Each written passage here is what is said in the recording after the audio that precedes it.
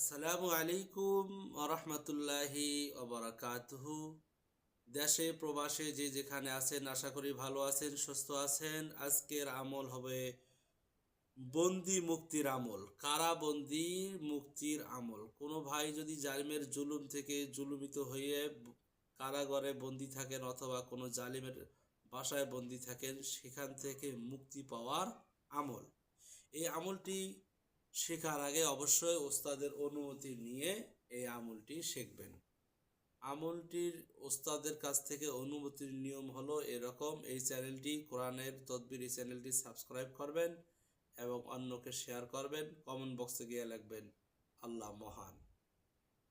তো প্রথমত এই আয়াতটি আমরা পড়ব 7 বার করে।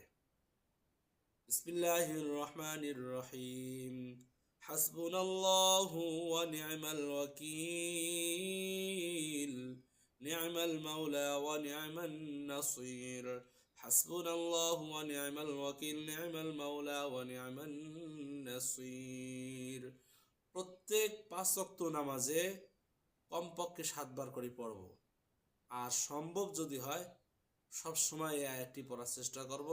ইনশাআল্লাহ অল্প দিনের মধ্যে আপনারা কারাগার থেকে মুক্তি পাবেন। আল্লাহ তাআলা সকলকে সকল প্রকার জুলুম থেকে হেফাজত করুক। জালেমকে আল্লাহ তাআলা হেদায়েত দান করুক। আর যদি জালেমের হেদায়েত নসিবে না থাকে, আল্লাহ তাআলা জালেমকে ধ্বংস করুক। আমিন।